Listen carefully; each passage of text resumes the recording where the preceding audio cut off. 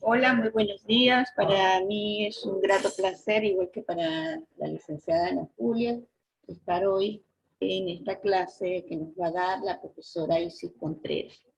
La profesora Isis Contreras fue profesora de la Universidad de los Andes por 5 años, odontólogo, tuvo 5 años en nuestra facultad como profesora precisamente de anatomía patológica.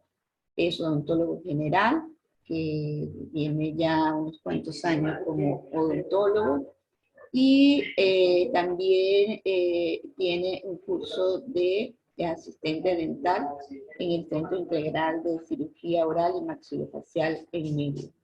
Es Community Manager y está con nosotros hoy para hablar un poco sobre las patologías precisamente asociadas con nuestra área de competencia, que es la armonización orofacial. La profesora Isis Contreras, pues como muchos, salió de nuestra universidad porque fue a buscar nuevos horizontes. En este momento se encuentra en Argentina y desde allá pues va a deleitarnos con esta linda clase sobre un tema tan importante para nosotros como lo es la patología en el área de la armonización orofacial.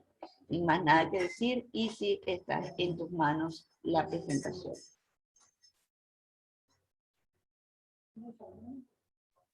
Bueno, antes que nada, muchísimas gracias. Me siento muy contenta de que me hayan invitado a compartir con ustedes un poquito de mis conocimientos. Este es un diplomado que siempre me ha encantado, así que los felicito a todos los participantes porque realmente están haciendo una inversión de su tiempo súper importante, con todas estas maravillosas profesoras que llevan a cabo este diplomado de estética facial y medicina regenerativa. Realmente un honor para mí. Cualquier duda, cualquier pregunta que tengan, me pueden detener. Si voy muy rápido o si hay algún problema de conexión o algo, me avisan también, porque yo me inspiro y comienzo a hablar y por ahí no me doy cuenta. También tengo que, Isis, disculpa que se me pasó, pero que tú has sido profesora de este diplomado por unos cuantos años también antes de irte. Así que tú formas parte de nuestro staff de profesores desde hace mucho tiempo. Un beso, mi amor. Así Muchas es. gracias por tu colaboración. No, por favor. Bueno, vamos entonces a dar inicio a esta clase de hoy.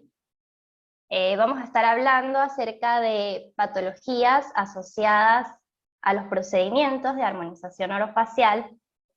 Realmente el tema de patología es muy amplio, por lo que podríamos estar aquí hablando horas. Sin embargo, quise hacer la presentación lo más práctica posible y quise elegir aquellos temas que sé que en la práctica clínica van a ser muy útiles. Y van a ayudarlos a que sus procedimientos sean de mayor calidad, ¿ok?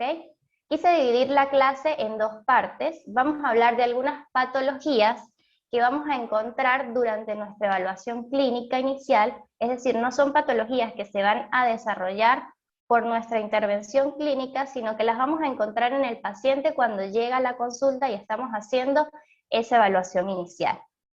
Y después vamos a hablar de ciertos procesos patológicos que sí pueden desarrollarse por nuestra intervención, bien sea durante o después de la misma.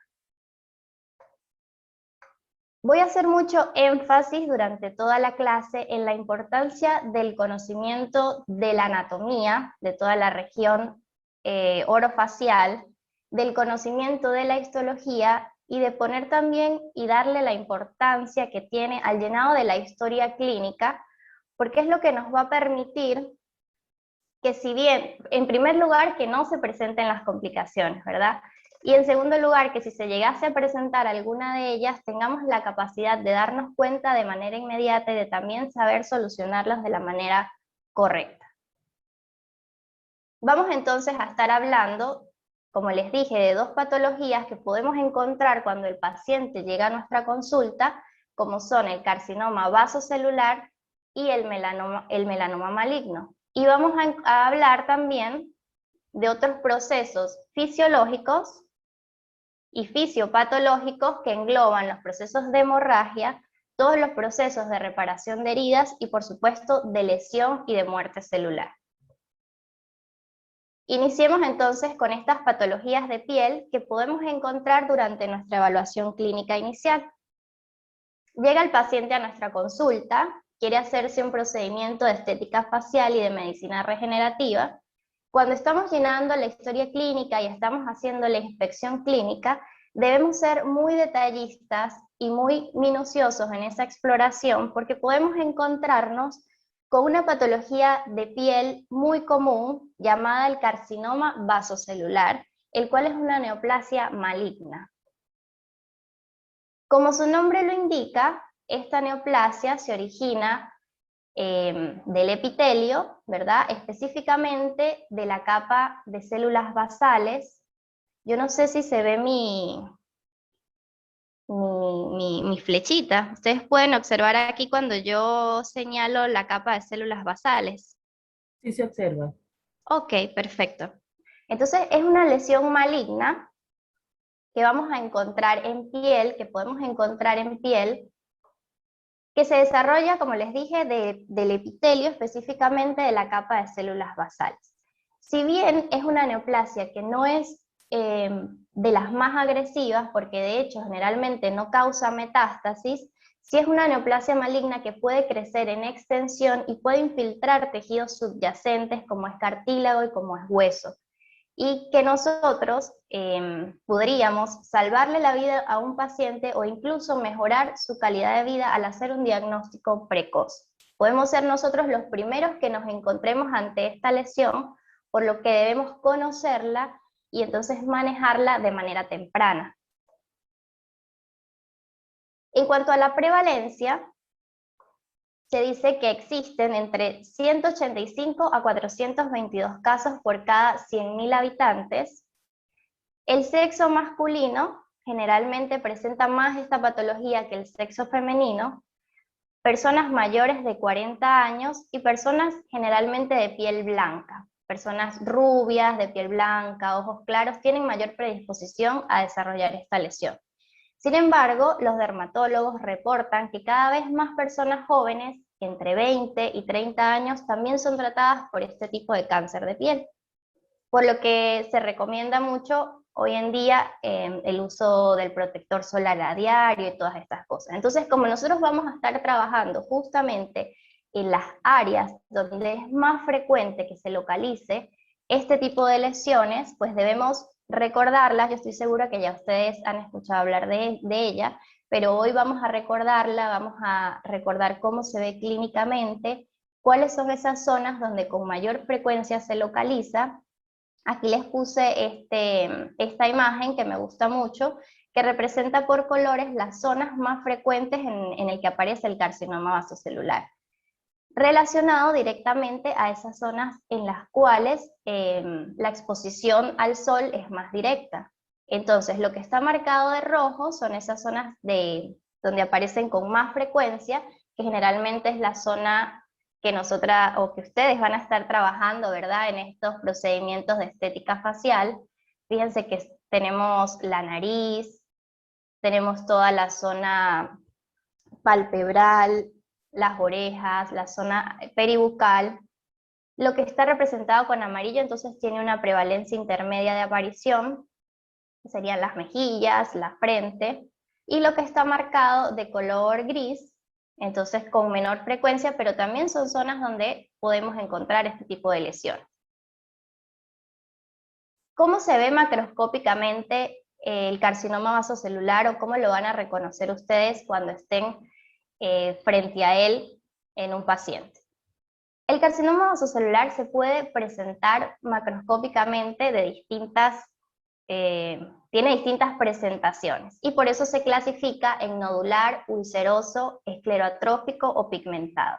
Vamos a ir mostrándole unas foticos y desarrollando cada uno de ellos. Tenemos en primer lugar, se puede presentar como un nódulo o como una pápula, ¿verdad?, parecida a un lunar. puede tener una elevación con superficie lisa o ulcerada, y puede tener inicialmente 1 o 2 centímetros, pero él progresivamente va a ir creciendo. Como les dije, es una lesión que no es muy agresiva, por lo que el crecimiento va a ser lento, pero el paciente les va a reportar que esa lesión que les apareció ha ido creciendo, o sea, que inicialmente era más pequeña y progresivamente ha ido creciendo, y ahí es cuando nosotros tenemos que comenzar a encender nuestras alarmas. Otra manera en la que puede presentarse se denomina carcinoma vasocelular ulceroso. Este es uno de los más infiltrantes que existen, como su nombre lo indica, se presenta como una úlcera, y si bien superficialmente se ve pequeño, él tiende a infiltrar las estructuras que están cerca, como lo es el cartílago, el hueso. Presenta un borde elevado y brillante. Son lesiones que generalmente producen mucha queratina, por lo que van a tener visualmente se van a observar también como con una capa blanquecina, especialmente esta presentación clínica, el esclero atrófico, da la sensación de que se asemeja con una cicatriz. Podemos encontrar también telangiectasias, que es la formación de vasos sanguíneos alrededor de la lesión. Y tenemos una presentación clínica también que es bastante común confundirlo quizás con un nevus o con la lesión que vamos a hablar posteriormente, que es el melanoma maligno, porque este tipo de carcinoma vasocelular produce pigmentos melánicos. Importante recordarles acá, cualquier úlcera o cualquier lesión que aparezca y que el paciente les refiere que han pasado más de 10 días y la lesión no ha mostrado mejoría, no ha desaparecido, es una lesión que debe biopsiarse porque ya nos dan indicaciones de malignidad. En relación a las características microscópicas, este tipo de lesiones se caracteriza porque forma una especie de islas o de islotes o de lengüetas donde el epitelio infiltra el tejido conectivo y genera esta presentación en la cual las células en el borde se organizan en empalizada, o sea, se organizan como formando una muralla, y en el centro están todas las células desorganizadas. También tiende a observarse algo que se llama retracción peritubular, que lo podemos observar un poco en esta imagen, en la cual están los islotes, ¿verdad?, que vemos más morados, más eosinofílicos, y observamos la retracción peritubular alrededor de los islotes. Esta es la presentación microscópica de este tipo de lesiones. Aquí quise traerles esta imagen, que es de un actor famoso, que es el actor de Wolverine, quien presentó en el 2013 una lesión a nivel de su nariz y resultó ser un carcinoma vasocelular. Entonces, haciendo un poquito un resumen de lo visto anteriormente, importante, entonces, ser muy minuciosos al momento del llenado de la historia clínica, al momento de la inspección, preguntarle mucho al paciente cuando veamos una lesión que nos parezca sospechosa, preguntar en cuanto al tiempo de aparición, en cuanto también a su ocupación, porque sabemos que es una lesión que va a aparecer sobre todo en personas que estén con mucha exposición al sol. Incluso también se puede asociar con personas que hayan estado en contacto con el arsénico o con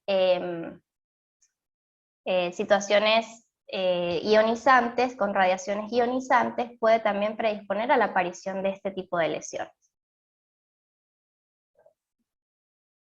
Ahora vamos a hablar del melanoma maligno. El melanoma maligno, contrario a lo que dijimos en el carcinoma vasocelular, esta sí es una neoplasia muy letal. De hecho, se dice que es el cáncer más agresivo que existe.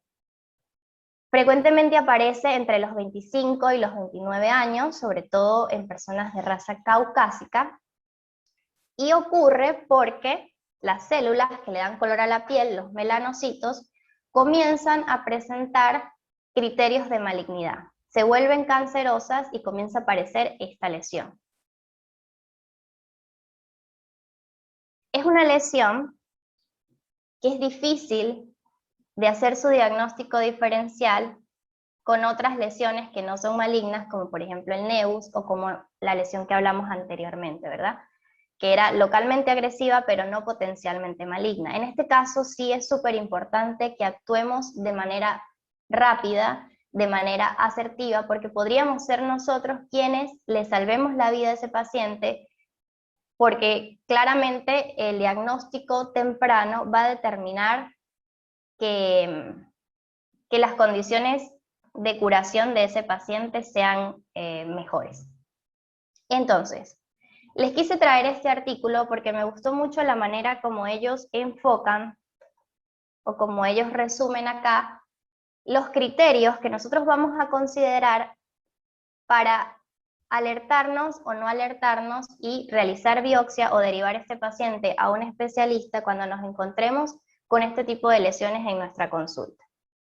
Existen unos criterios desarrollados por la Academia Americana de Dermatología que se clasifican de esta manera. Se dice que son criterios A, B, C, D, E, donde A se refiere a asimetría, donde B me habla de bordes irregulares, C de cambio de coloración o de que se presente una lesión con 2 o más colores, D se refiere a diámetros mayores a 6 milímetros y E a la evolución, es decir, que esa lesión haya presentado cambios en el tiempo. Se considera positivo cuando la lesión cumple al menos 3 criterios de estos que menciona la Academia Americana de Dermatología. Es decir, yo estoy ante un paciente, hago la exploración clínica, si yo veo que la lesión es asimétrica, lo voy anotando en la historia clínica. Que sus bordes son irregulares, que el color, todo esto, muchos de ellos también van a estar relacionados con lo que el paciente nos diga en la anamnesis, y por eso les digo que es muy importante también, porque el paciente te puede reportar que la lesión era pequeña, pero ha ido creciendo, y los vamos a correlacionar también con estos criterios que los clasifica de esta manera. Ellos hablan de 3 criterios mayores, que son cambios de tamaño, cambios de forma y cambios de color, y otros criterios menores que son que la lesión esté asociada a inflamación, a presencia de sensibilidad, a presencia de costra o que su diámetro sea mayor o igual a 7 milímetros. Y le asignan puntos, es decir, los criterios mayores, cada uno de ellos vale 2 puntos, y los criterios menores, cada uno de ellos vale 1 punto. Si en la recolección de la información de esta lesión yo obtengo 3 o más puntos, entonces considero positivo la realización de biopsia. Sin embargo, me pareció un poco complicado quizás recordar todo esto en el momento en que estemos, ¿verdad? Llenando la historia clínica, estemos con el paciente, y lo quise hacer lo más práctico posible, correlacionándolo con lo que se ha visto en la clínica, cuando este tipo de lesiones realmente son lesiones malignas, para hacérselos a ustedes un poco más fácil. Entonces, cuando estén ante una lesión sospechosa, además de inspeccionarla, de ver los bordes irregulares, el tamaño, la coloración, pregúntenle al paciente, pregúntenle si esa lesión ha presentado cambios de tamaño, ha presentado cambios de color, o si esa lesión les duele, les pica o les arde. Esto es súper importante. Si el paciente les refiere que es una lesión que apareció hace muchísimos años, que no ha presentado ninguna modificación, pues no nos alertamos, y lo que podemos hacer entonces es observarla y evaluarla periódicamente, o si queremos quedarnos más tranquilos podemos derivar a un dermatólogo. Pero si la lesión presenta alguna de estas cosas que les dije, lo ideal o el deber ser es enseguida proceder a realizar una biopsia. Porque como les dije, podemos ser nosotros quienes estemos garantizándole una mejor calidad de vida o una curación más efectiva a ese paciente si estamos ante una lesión de este tipo. Continuamos entonces, y ahora vamos a pasar a hablar de procesos patológicos que pueden desarrollarse durante y después de la intervención. Y aquí vamos a hablar también de ciertos procesos fisiológicos, porque siempre es importante conocer lo normal para poder entonces determinar cuándo algo se sale de esa normalidad. Y eso tiene la patología, que siempre tenemos que saber y conocer lo normal. Bueno, luego de la revisión de diferentes artículos científicos, encontré que las complicaciones que se presentan con mayor frecuencia, y que la mayoría de ellas en realidad es raro que aparezca, los procedimientos de estética facial hoy en día son muy seguros, sobre todo si las personas que lo realizan son personas que se han preparado, así como lo están haciendo ustedes. Pero también existen muchísimas personas que actúan sin ningún tipo de conocimiento, y es cuando más se han reportado este tipo de complicaciones que aparecen. Muchas de ellas son leves, como en el caso de la equimosis y los hematomas. Aparece también con frecuencia que puede presentarse eritema y edema en la zona de intervención, necrosis cutánea, reacciones de hipersensibilidad, infecciones y granulomas. Vamos a hablar entonces, a recordar un poquito todo lo que es el proceso de hemorragia y hemostasis. Bueno, sabemos que nuestra sangre circula dentro de nuestro cuerpo, dentro o a través de los vasos sanguíneos, y llevan la sangre oxigenada y recogen la sangre desoxigenada. Esto es lo que ocurre en condiciones normales. Cuando ocurre la ruptura de algún vaso sanguíneo, se va a presentar, o estaremos ante la presencia de una hemorragia, que no es más que la salida de sangre o la extravasación de sangre de ese sistema cardiovascular, producto de la ruptura del vaso sanguíneo. Esta sangre que se sale del sistema cardiovascular puede quedar en alguna cavidad de nuestro cuerpo, y es cuando denominaríamos que es una hemorragia interna, o puede ser una hemorragia externa, que es cuando visualmente observamos la salida de sangre. La repercusión clínica de una hemorragia va a depender de muchas cosas. No va a ser lo mismo perder solamente un poco de sangre a perder un volumen grande de sangre. Se dice que la aparición de signos y síntomas clínicos aparecen a partir de la pérdida de medio litro de sangre. En condiciones normales, los hombres tienen 5 litros de sangre y las mujeres tienen 4.5 litros de sangre aproximadamente.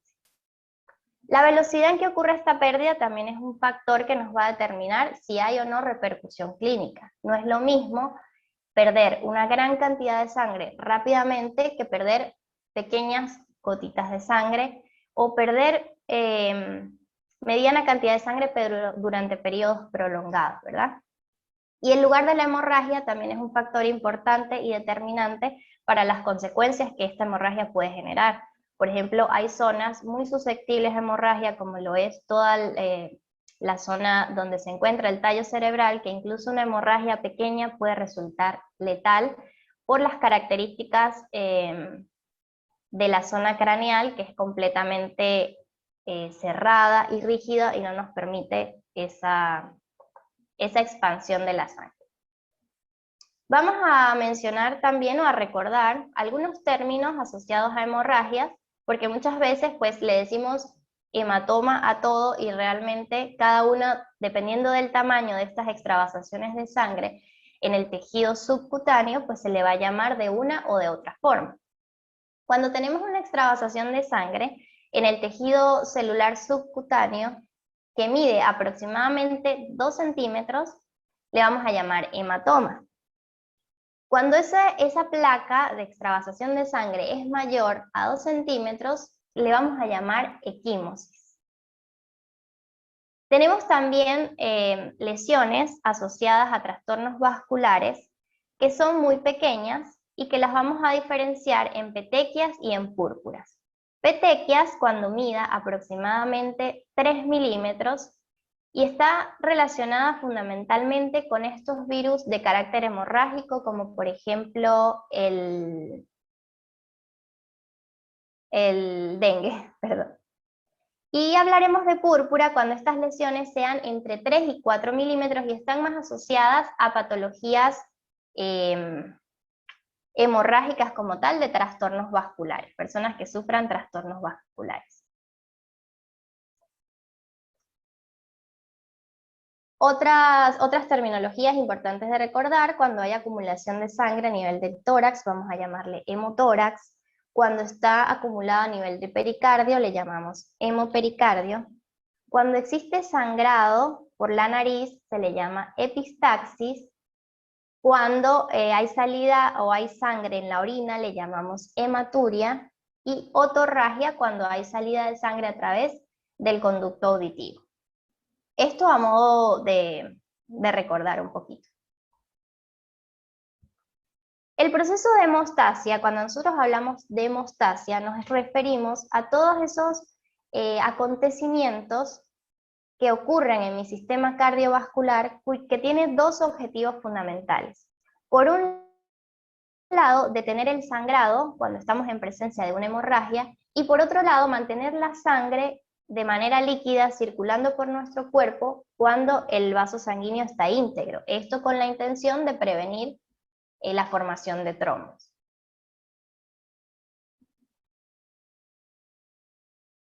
Si bien a través de la punción, que generalmente es uno de los procedimientos que se realizan en estética facial y medicina regenerativa, no es mucha la lesión o la hemorragia que se genera, es importante recordar esta secuencia de acontecimientos porque siempre ocurre una pequeña ruptura y debemos saber, son cosas que no se ven, pero es lo que nos va a diferenciar de los empíricos. Nosotros debemos saber qué está pasando en cada momento y qué está pasando ante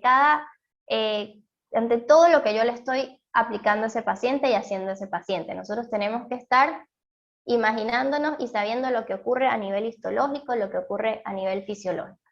Entonces, la secuencia de acontecimientos que ocurre ante la ruptura de un vaso sanguíneo, sea una ruptura pequeña o sea una ruptura grande, va a ser la misma. Y lo vamos a dividir en tres fases. Una fase vascular, una hemostasia primaria y una hemostasia secundaria. En la fase vascular, que es cuando ocurre la ruptura del vaso sanguíneo, lo primero que ocurre es que el vaso sanguíneo sufre una vasoconstricción con la intención de evitar la pérdida de sangre. Es un mecanismo neurógeno reflejo que se genera apenas se rompe el vaso sanguíneo. Luego de esto ya comienza como tal a darse la hemostasia primaria, cuyo objetivo fundamental es la formación de un tapón plaquetario. Este primer tapón plaquetario que se forma es un tapón plaquetario inestable, el cual se genera porque cuando se rompe el vaso sanguíneo se expone el colágeno subendotelial. Se expone el colágeno subendotelial que hace que las plaquetas se adhieran a esa zona. Las plaquetas automáticamente se activan y se van hacia esa zona donde hubo exposición del colágeno subendotelial y comienzan a formar un tapón plaquetario. Esas plaquetas además liberan ciertas sustancias que comienzan a atraer otras plaquetas para que vengan a ayudar en esta formación. Como les dije, es un tapón inestable. Más adelante comienza la hemostasia secundaria, en la cual sí se desarrolla toda la cascada de la coagulación y se transforma este tapón inestable en un tapón o en un coágulo estable de fibrina. Aquí les traje simplemente para recordar un poco lo que es la cascada de la coagulación, la cual, o lo más importante que voy a resaltar hoy aquí, es la conversión o la fase final en la cual la protrombina se transforma en trombina, que me transforma el fibrinógeno en fibrina, y esa fibrina es la que le va a dar la estabilidad al coágulo sanguíneo. Bueno, hasta ahora hablamos de los procesos de la hemostasia dirigidos a la formación de coágulos cuando un vaso sanguíneo sufre una ruptura. Pero también la hemostasia, por otro lado, tiene una serie de factores anticoagulantes que me permiten que la sangre circule de manera normal, que no se me formen trombos cuando no se necesiten. Y los vamos a clasificar, estos eventos anticoagulantes, en los antiplaquetarios, los anticoagulantes propiamente dichos, y efectos fibrinolíticos. El efecto antiplaquetario de la hemostasia se da simplemente por el hecho de que el endotelio esté íntegro. Cuando el endotelio está íntegro, el colágeno subendotelial no se expone y por lo tanto no hay atracción de las plaquetas hacia esa zona. El efecto anticoagulante está dado por dos proteínas que son la antitrombina 3 y la proteína C. Ellas actúan en conjunto. La antitrombina 3 lo que hace es inactivarme la trombina, que les mostré en la diapositiva anterior. Esta trombina me la inactiva. Y la proteína C es un potente anticoagulante que se activa por esa trombina, entonces por ello ellos actúan en conjunto.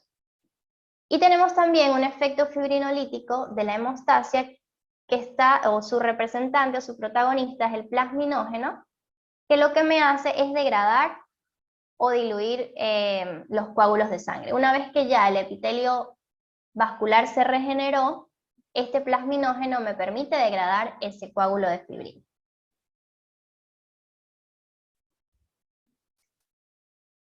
Vamos a hablar ahora de otro procedimiento que también debemos recordar y debemos conocer, y es la forma en que nuestros tejidos van a reparar cuando se presenta una herida. Esa serie de acontecimientos que van a ocurrir,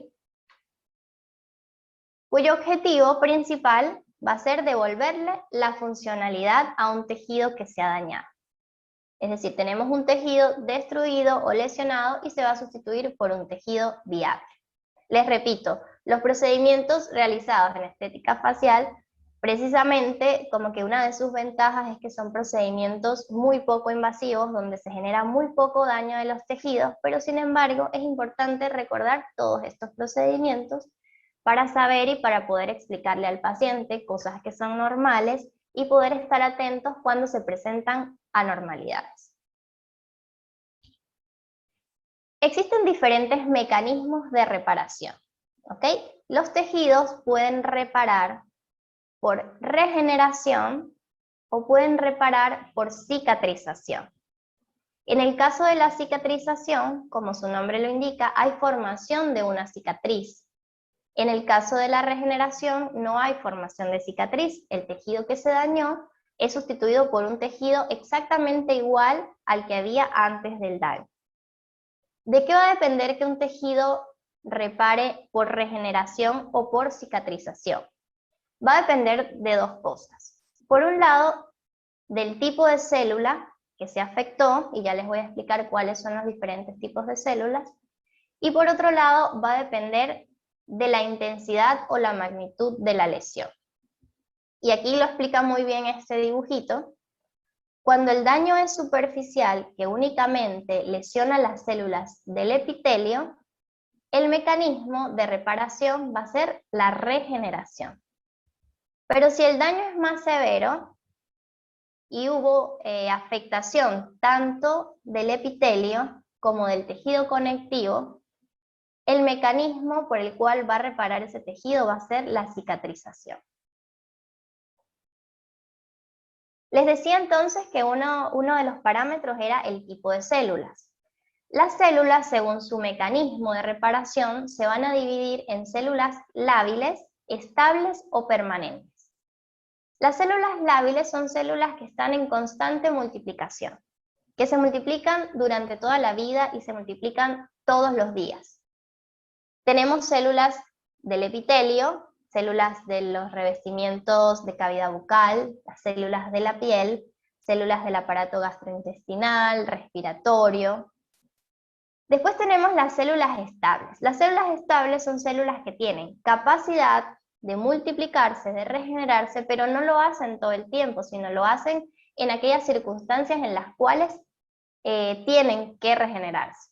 Por ejemplo, las células de las glándulas. De hecho, no sé si ustedes han escuchado, pero si se quita una porción del hígado, estas células tienen la capacidad de regenerar y de volver a formar ese lobulito que se perdió. Células de glándulas salivales, células endocrinas, células tubulares renales, glándulas de la piel y células endoteliales y de músculo liso. Y existen un tercer grupo que son las células permanentes, las cuales no tienen capacidad de reproducirse. O sea, después que se forman, son las mismas células hasta el final de sus días. Su mecanismo de reparación entonces siempre va a ser la cicatrización, así la lesión sea superficial. Aquí encontramos las neuronas y las células del músculo esquelético y cardíaco, y es por esto que siempre ante un infarto de miocardio, la forma como ese tejido cura es a través de la formación de una cicatriz, porque es una célula permanente, igualmente en el caso de las neuronas.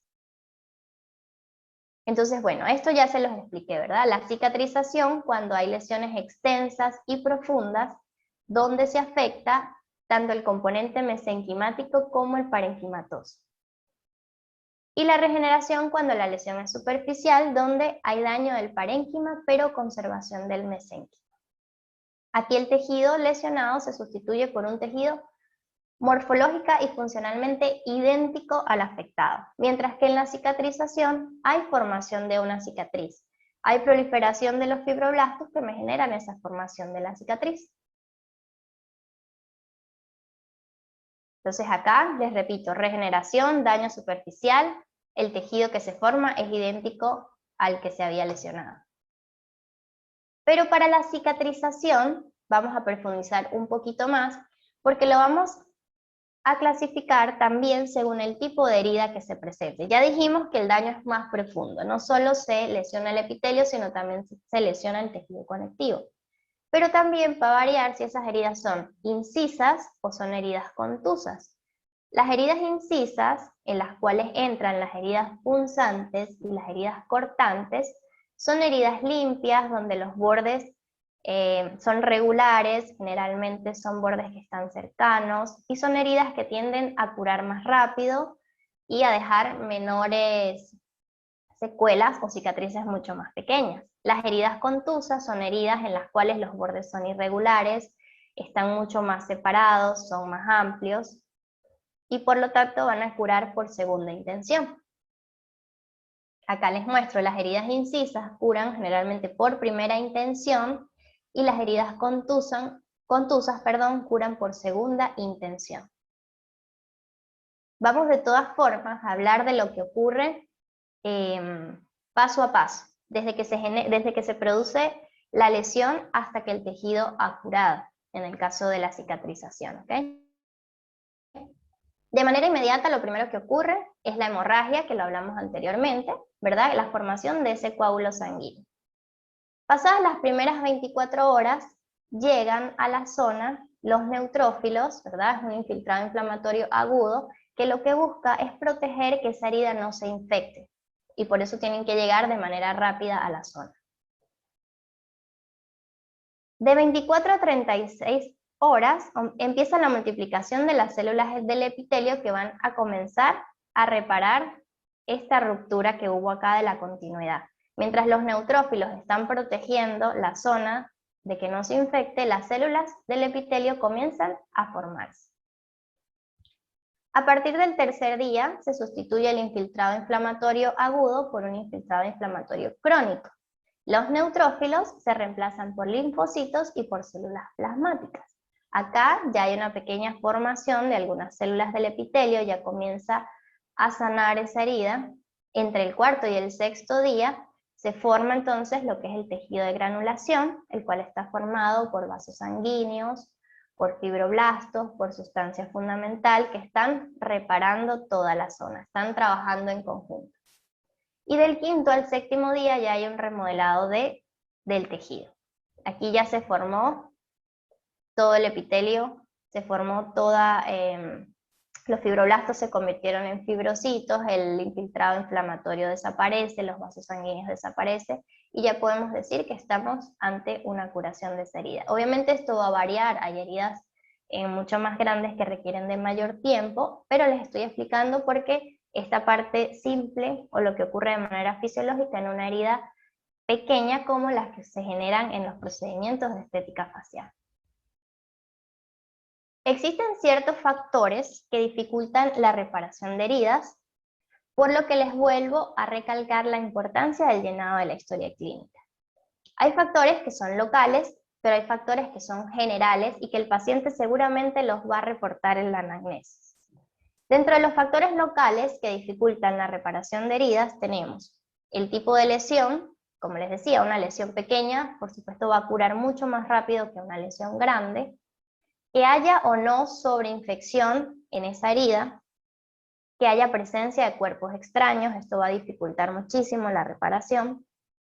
Que hayan problemas de aporte sanguíneo, movimiento excesivo de la herida, falta de contacto entre los bordes, que haya habido alguna irradiación previa, esto también es importante preguntarlo en la anamnesis, que haya algún tumor asociado, por eso les decía que tenemos que antes detectar cualquier lesión que pudiera ser maligna y estar en la zona y no pasarla desapercibida, porque también nos puede no solo afectar y dificultar el proceso de curación del paciente, sino también nos va a afectar en nuestro procedimiento clínico de estética facial. Los factores generales, bueno, tenemos nutrición deficiente, deficiencia de proteínas, carencia, por ejemplo, de vitamina C, la cual me va a generar un tejido de granulación anormal y producción de un colágeno deficiente que también me va a afectar la curación. Deficiencia de zinc, pacientes con administración de glucocorticoides o con enfermedades sistémicas como por ejemplo la diabetes mellitus.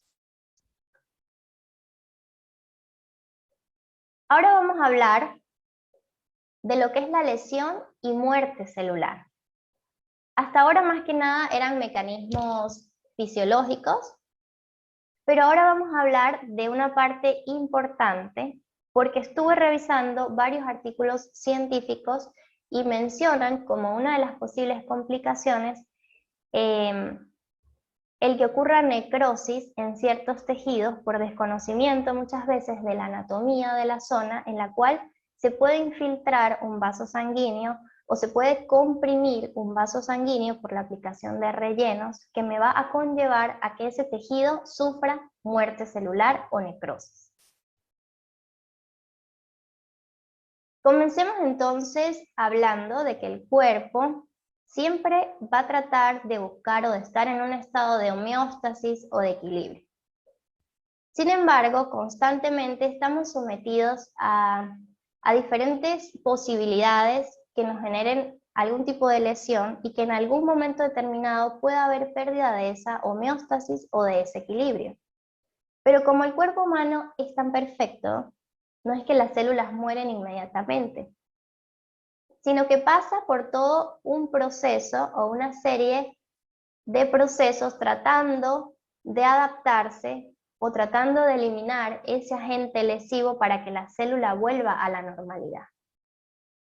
Cuando nosotros estamos en presencia de alguna injuria, lo primero que busca la célula es adaptarse. Y existen diferentes mecanismos de adaptación. Por ejemplo, podemos recordar algunos acá, que son la atrofia, la hipertrofia, la hiperplasia o la metaplasia. Les pongo algunos ejemplos. Por ejemplo, una persona que está realizando levantamiento de pesas, la célula en un primer momento lo detecta como una injuria que está tratando de desestabilizar esa homeostasis o ese equilibrio. Entonces la célula lo que hace es aumentar de tamaño, buscando adaptarse para poder tener la capacidad de esa fuerza que necesita para el levantamiento de pesas. Por ejemplo, también, les pongo otro ejemplo, en el caso de la metaplasia, donde el epitelio respiratorio de una persona fumadora se modifica, buscando, como les digo, la adaptación ante todos los daños que le puede causar la nicotina del cigarrillo. El epitelio se transforma en un epitelio poliestratificado buscando esa protección. Sin embargo, si la adaptación no puede darse, la célula comienza a sufrir primero una lesión reversible.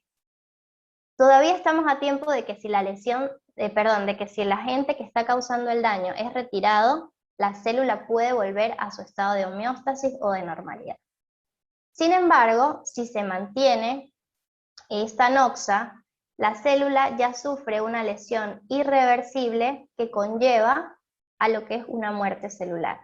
La muerte celular puede darse por necrosis o por apoptosis. Sin embargo, cuando nosotros asociamos muerte celular a algún proceso patológico, vamos a estar hablando de necrosis. La apoptosis es otro tipo de muerte celular que no está relacionado con patología, sino que es una muerte celular programada, porque tiene que suceder, porque tiene que ocurrir, es como un mecanismo de suicidio de la célula, pero no asociada a trastornos patológicos.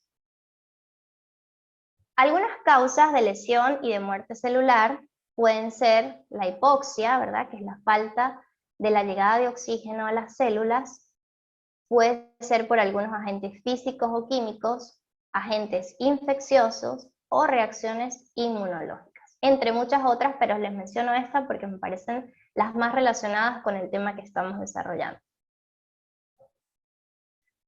La respuesta celular ante algún agente causal agresivo que le esté causando daño a la célula va a depender de varias cosas. Va a depender del tipo de lesión, de la duración en que esa injuria esté actuando, de la gravedad, y también las consecuencias van a depender del tipo de célula, del estado en que se encuentra esa célula y de la capacidad de adaptación de la misma. Tenemos distintos tipos de células en nuestro cuerpo, unas son más sensibles, otras son menos sensibles, unas tienen mayores capacidades de adaptación y otras tienen menores capacidades de adaptación, y por supuesto también va a depender de la severidad de la lesión, de la injuria que se está sometiendo sobre esa célula. Para entender, vamos a hablar, para entender la patogenia de la hipoxia, que sería lo que pudiéramos nosotros generar ante la inyección de alguna sustancia de relleno en la cual estemos bloqueando un vaso sanguíneo, voy a explicarles qué es lo que sucede y por qué la célula muere. ¿Ok? Vamos entonces a darle protagonismo a estos dos elementos, el oxígeno y el ATP. La célula necesita oxígeno. ¿Para qué? Para poder desarrollar diversos mecanismos como son la glucólisis aeróbica, el ciclo de Krebs y la cadena transportadora de electrones. Todos ellos lo que hacen es generar la producción de ATP, que también es un elemento o es la energía que la célula necesita para poder funcionar de manera correcta. Si no tenemos oxígeno y si no tenemos ATP, la célula no puede vivir. ¿Por qué? La célula necesita ATP para que pueda funcionar la bomba sodio-potasio. Si yo estoy en ausencia de oxígeno, voy a estar también en ausencia de ATP, por lo que la bomba sodio-potasio no se va a poder llevar a cabo. ¿Qué sucede entonces? Que dentro de la célula va a haber demasiado sodio que no puede salir, y el mecanismo de compensación de dicha célula va a ser permitir la entrada de agua para mantener un equilibrio osmótico. Esa entrada de agua lo que me va a generar es una tumefacción celular. La célula se va a ver tumefacta, se va a ver llena de agua. Hasta acá la lesión que esa célula está sufriendo es una lesión de tipo reversible. Si quitamos el agente causal, o sea, si desbloqueamos esa obstrucción sanguínea que se generó por la inyección de una sustancia de relleno, la célula puede seguir viviendo. Recibe otra vez el oxígeno que necesitaba y vuelve a su estado de normalidad. Hasta acá la lesión es reversible. Sin embargo, si el bloqueo de oxígeno continúa, la célula busca otros mecanismos para generar ATP o para compensar esa falta de ATP, que en este caso sería la glicólisis anaeróbica. Lo que tiene la glucólisis anaeróbica, por un lado, es que produce muy poquito ATP, que no es suficiente para mantener viva la célula, y que además genera un subproducto que es el ácido láctico.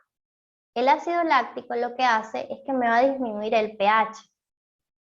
Y al yo tener disminuido el pH, comienzan a sufrir aquellas zonas de la célula que son más susceptibles. Y entonces aparecen lesiones en la membrana, lesiones en algunas organelas, como por ejemplo las mitocondrias, y lesiones también a nivel del núcleo. Y ya acá los cambios son irreversibles y lo que ocurre como consecuencia es la muerte celular. Cuando ocurre muerte celular, nosotros histológicamente podemos ver que a nivel del núcleo pueden pasar tres cosas. El núcleo puede sufrir cariólisis, que es la desaparición completa del núcleo por acción de la ADNasa. El núcleo puede sufrir pignosis, que es que se vuelve muy pequeñito porque se contrae, o puede sufrir cariorexis, que es la explosión en 1000 pedazos del núcleo. ¿Okay? Ya es una célula inviable, ya es una célula que está condenada a morir. Acá más o menos un resumen de lo que les acabo de dar, o de lo que les acabo de hablar de lesión y muerte celular. Tenemos en primer lugar una célula normal en estado de homeostasis que es sometida a un estrés o a una anoxia, por ejemplo, la falta de oxígeno. Lo primero que trata de hacer la célula es adaptarse. Si hay incapacidad en esa adaptación o si el estímulo es muy nocivo desde el principio, ocurre una lesión celular. Esa lesión celular inicialmente puede ser transitoria y si se elimina el agente que la está generando, la lesión es reversible y la célula puede volver a la normalidad. Pero si es muy grave o es progresiva y se sostiene en el tiempo, esa lesión se vuelve irreversible, por lo que la célula muere. Y entonces estamos hablando de una necrosis. Existen distintos tipos de necrosis, ¿verdad? Se clasifican en necrosis coagulativa, licuefactiva, caseosa, gangrenosa y grasa. Especialmente desde el punto de vista histológico, microscópico, histopatológico, perdón. Los más importantes son los dos primeros, la necrosis coagulativa y la necrosis licuefactiva. Los otros tres son unos tipos de necrosis específicas de algunas zonas o de algunas enfermedades, de algunas zonas del cuerpo o de algunas enfermedades. La necrosis coagulativa, acá su mecanismo de aparición es por la desnaturalización de las proteínas. Y se diferencia de la licuefactiva, donde la célula muere por digestión enzimática. La necrosis coagulativa, el ejemplo clásico es el infarto al miocardio. La necrosis licuefactiva es cuando ocurre la invasión de bacterias, por lo tanto, esa zona, además de que muere, se sobreinfecta. ¿Okay? La necrosis caseosa es un tipo de necrosis específica de una enfermedad que es la tuberculosis, caracterizada por la formación de un granuloma, y se llama caseosa porque su presentación clínica se parece mucho a la cal. Es una lesión que nosotros macroscópicamente la vamos a ver blanquecina como la cal. En el caso de la gangrenosa, igualmente es un tipo de necrosis que ocurre cuando se genera gangrena, sobre todo de miembros inferiores, en pacientes con trastornos vasculares, como por ejemplo los que se presentan ante la diabetes. Y la necrosis grasa, que es un tipo de necrosis o un tipo específico de necrosis licuefactiva, que ocurre más que nada en el páncreas, porque hay una digestión enzimática y las células grasas de toda la zona abdominal, cuando hay una inflamación del páncreas y ocurre liberación de ciertas sustancias líticas que degradan esa grasa, me genera este tipo de necrosis de tipo grasa. Nosotros nos vamos entonces a enfocar en la necrosis coagulativa y la licuefactiva, que es la que se pudiera presentar en algún caso clínico de complicación por obstrucción vascular. Entonces, desde el punto de vista macroscópico, y esto es importante, debemos saber que cuando estemos en presencia de necrosis o de muerte celular, vamos a observar cambios de coloración en el área, pueden ser blanquecinos inicialmente por la obstrucción de la sangre, de la llegada de sangre a esa zona, y posteriormente se pueden ir volviendo, como lo observamos en la imagen, una coloración negruzca. Y si el tejido lo tocamos, es un tejido que va a estar firme y el paciente les va a referir dolor en esa zona. Cuando esto ocurra, encendemos nuevamente nuestras alarmas porque aquí es importante que actuemos de manera rápida para que este tejido muera la menor cantidad de tejido posible. ¿Okay? Desde el punto de vista microscópico, la necrosis coagulativa se caracteriza porque las células preservan su patrón, es decir, histológicamente nosotros todavía podemos determinar en el corte histológico qué tipo de células son, si es un corte de células de la piel, si es una célula del corazón, o sea, si lo viéramos al microscopio podemos saberlo porque la célula queda como congelada. Simplemente aumenta su acidofilia, pero la célula queda congelada, y lo que sí vamos a observar son estos cambios en el núcleo que les mencioné anteriormente. Podemos observar ausencia de núcleos o núcleos con cariorrexis o pignosis. Encontré un artículo, ¿verdad?, que mencionaba algunos casos clínicos. Yo les traje uno para mostrárselos. Después, si ustedes quieren, les hago llegar los artículos científicos completos con la profe Ana Julia o la profe Dubigis, para que los lean porque están muy interesantes. Este habla de complicaciones vasculares no oftalmológicas posterior al uso de ácido hialurónico. Esta es una paciente de sexo femenino de 25 años que acude a otro centro de atención porque días antes relata haber sido sometida a un procedimiento de rinomodelación con ácido hialurónico. Ella cuenta o refiere que durante el procedimiento ella sintió un intenso dolor en la zona intervenida, sintió cefalea y sensación de pesadez en la visión. Ella ese mismo día acudió a una urgencia y dice que, o ella relata que le colocaron un antídoto, pero ella no sabe qué fue lo que le pusieron. Sin embargo, acude a los 7 días con estas condiciones donde claramente el tejido estaba comenzando a morir, por lo que ese antídoto que le habían puesto no estaba cumpliendo su función. O sea, todavía se mantenían evidencias de sufrimiento en la circulación de esa zona.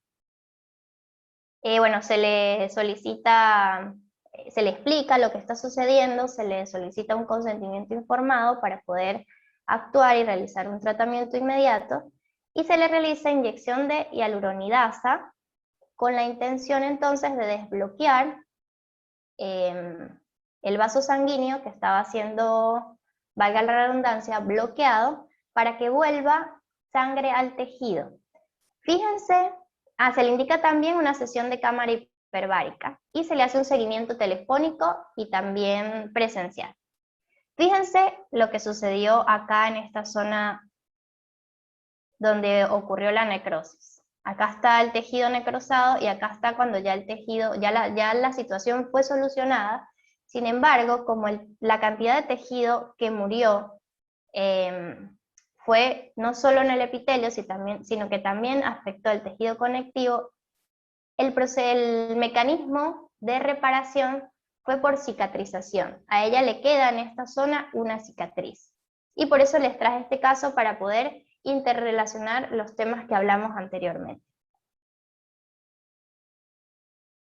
Este artículo habla acerca de la oclusión arterial retinal. En este caso, y quiero, sin ánimos de alarmarlos, pero sí de despertar conciencia de lo que hablábamos previamente, y por eso es muy importante que ustedes se estén formando en este diplomado. Por eso es muy importante el conocimiento de la anatomía de la zona, de la histología, de que ustedes desarrollen las habilidades para desarrollar este tipo de procedimientos, porque existen también muchísimas personas que realizan este tipo de tratamiento sin ningún tipo de preparación y realmente las consecuencias pueden ser graves. Si hacemos las cosas bien, estudiamos, nos preparamos, no va a pasar nada, pero sí existen situaciones donde pueden presentarse complicaciones muy graves, donde se puede ocluir la arteria retinal y generar incluso ceguera, ¿okay? O en casos, por supuesto, mucho más severos, se puede producir hasta la muerte de un paciente. Este artículo, ellos hicieron un estudio de casos donde reportaron el caso de 6 mujeres y 3 hombres, una edad promedio de 45 años. 6 de ellos tuvieron complicaciones vasculares de rellenos faciales. Es importante aclarar, en este artículo los rellenos que utilizaron no eran ácido hialurónico, ellos utilizaron otro tipo de rellenos, y también reportan casos donde hubo trauma penetrante durante anestesia para tatuaje palpebral o tatuaje de cejas, ¿ok? En la mayoría de los casos, la pérdida de la visión fue irreversible. Y aquí es el llamado un poco a la conciencia de que si bien son complicaciones raras, si se llegasen a presentar pueden llegar a ser devastadores. En este caso, fíjense, el 88% fueron irreversibles, tuvieron afectación de su visión. En muchos casos, en el 33% de los casos, quedaron sin percepción de luz. Y sobre todo, bueno, ellos en este artículo lo que reflejan es que no existen tratamientos efectivos para sustancias diferentes al ácido hialurónico. En el caso del ácido hialurónico, les traigo también este artículo que me gustó mucho, porque presentan, ya les voy a mostrar más adelante, pero presentan un protocolo de actuación ante la presencia de algún tipo de complicaciones, ¿ok? Las complicaciones, les traje este dibujo que si bien no tiene muy buena resolución, explica muy bien lo que puede suceder. Cuando hablábamos de que el oxígeno no llegaba a las células porque existía la oclusión de algún vaso sanguíneo, es esto lo que puede ocurrir. Puede ser que se haga la inyección directamente dentro del vaso sanguíneo y se genere la oclusión, por lo tanto la sangre no puede pasar, ¿verdad? O puede también generarse por compresión, o sea, no inyectar directamente en el vaso, pero sí en tejidos adyacentes que generen la compresión de un vaso sanguíneo y la posterior necrosis de la zona. Son emergencias que necesitan de atención médica inmediata, porque ya dijimos que el tiempo era uno de los factores que determinaba las consecuencias. Si actuamos rápido y revertimos la situación rápidamente, lo más probable es que las consecuencias no sean graves, ¿ok? Acá entonces el protocolo que ellos proponen, tanto para compromiso cutáneo como para compromiso visual. Yo después se los hago llegar el artículo porque está muy actualizado y muy interesante. Ellos hablan que para el protocolo para compromiso cutáneo se divide en 3, avisar, tratar y evaluar. Primero que nada, bueno, avisarle al paciente de lo que está sucediendo, explicarle que, bueno, que el pronóstico es bueno, que se le va a realizar la aplicación de una sustancia que sería la hialuronidasa para degradar el ácido hialurónico que me está generando el bloqueo o la compresión. Y por supuesto, bueno, se realiza la inyección o la infiltración. Lo recomendable, según este artículo, es realizar una inyección cada hora. Entonces, en total serían 3 inyecciones de vial de hialuronidasa y evaluar. Evaluar ahí mismo en la consulta cómo es la evolución del paciente. Se le administra además ácido acetilsalicílico y bueno, se mantiene en previsión. Además de esto, los vamos a estar haciendo un seguimiento semanal por vía telefónica y también que vaya a la consulta. Sin embargo, si observamos que no está siendo favorable, que el paciente sigue remitiendo dolor, el cambio de coloración no desaparece, lo ideal entonces es remitirlo, por supuesto, a una atención hospitalaria. En el caso del compromiso visual, entonces las 3 fases serían avisar, preparar y hospital. En este caso, claramente nosotros tenemos que derivar a un oftalmólogo y a un radiólogo para que sean ellos quienes realicen como tal la solución de la complicación, ¿ok? Entonces, bueno, ya prácticamente estamos llegando al final de la clase. Quiero hacer algunas conclusiones. Bueno, esto es súper importante, ya lo iba a pasar por alto, sin embargo, aparece ahí reportado en el artículo. El material necesario para poder nosotros solucionar en la consulta algún tipo de complicación de este tipo serían hialuronidasa, biofilizante. La verdad desconozco si en Venezuela o en el país que estén esto lo venden libremente, me imagino que sí, ahorita las profes me ayudan con eso, me aclaran eso. Es importante tener también lidocaína, ácido acetilsalicílico, compresas, por supuesto el material para realizar la inyección, y fármacos por si se llegase a presentar alguna situación de anafilaxia, adrenalina o metilprednisolona. Entonces, las conclusiones de todo esto que hemos hablado hasta ahora, como se los he dicho a lo largo de la clase, lo vuelvo a recalcar ahora al final, el conocimiento profundo de la anatomía es una de las cosas más importantes para garantizar el éxito del tratamiento y sobre todo para disminuir las posibles complicaciones. Y ahí le sumo también el conocimiento de la histología y por supuesto de lo que hemos estudiado hoy de anatomía patológica. Una correcta exploración clínica inicial, el llenado de historia clínica y por supuesto del consentimiento informado son también fases muy importantes. Recordemos que si bien son complicaciones raras, se pueden presentar y esta información hay que dársela al paciente desde el principio. ¿Okay? Sobre todo debemos saber qué pueden ocurrir, el paciente debe estar informado, pero sobre todo también debemos saber cómo solucionarlas. ¿Okay?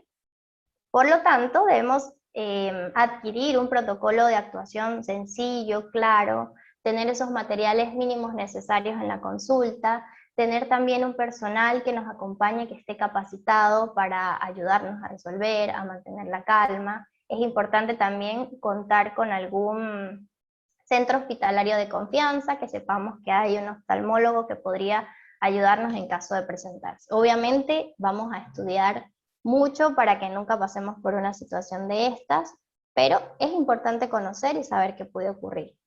Y bueno, por supuesto, mantenernos siempre actualizados en todo lo que tenga que ver con el sector de la salud. Siempre tenemos que estar actualizados porque constantemente aparecen nuevas técnicas, aparecen nuevos estudios, aparecen nueva información que es importante que estemos siempre a la vanguardia para ser los mejores y tener los mejores resultados, sobre todo en beneficio de nuestros pacientes.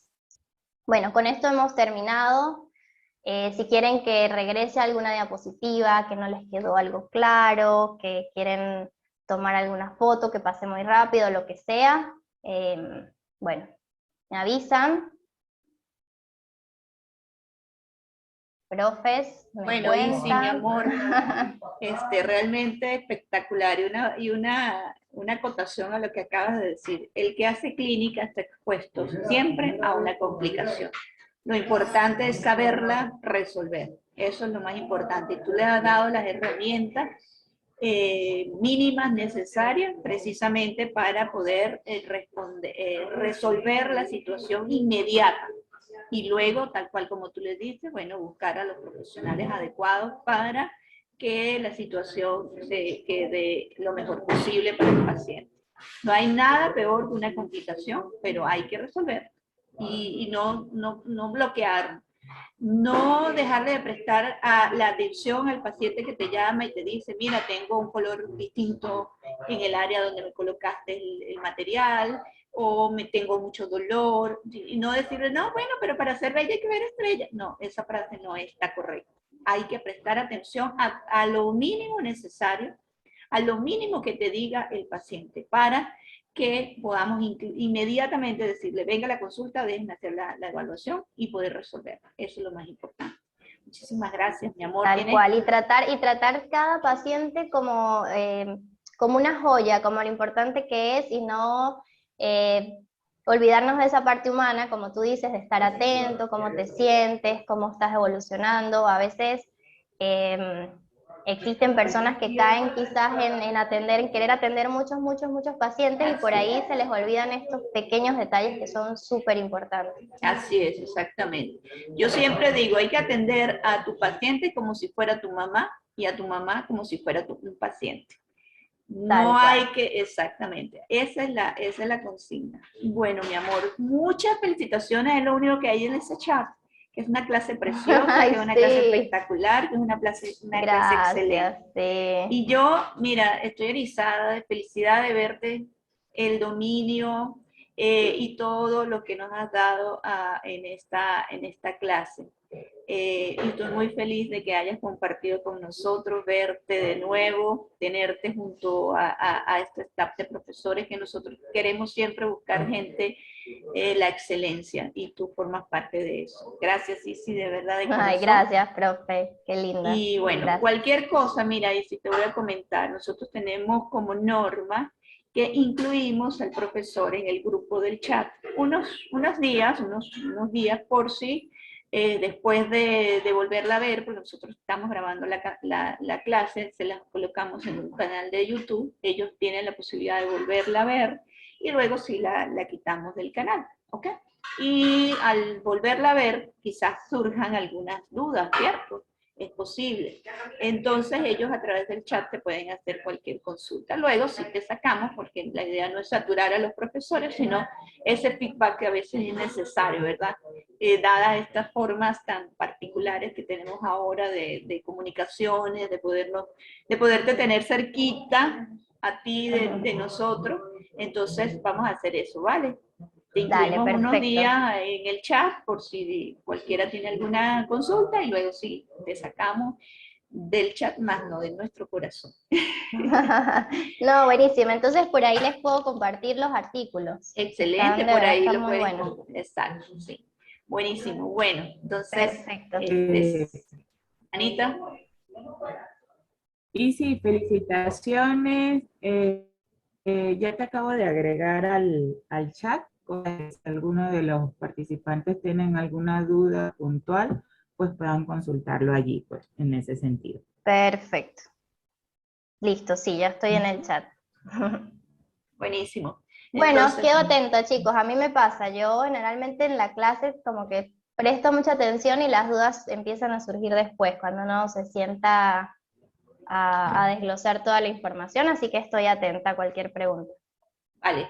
Bueno, madre, un abrazo fraterno y Bueno. muchas gracias a todos por estar presentes en la clase.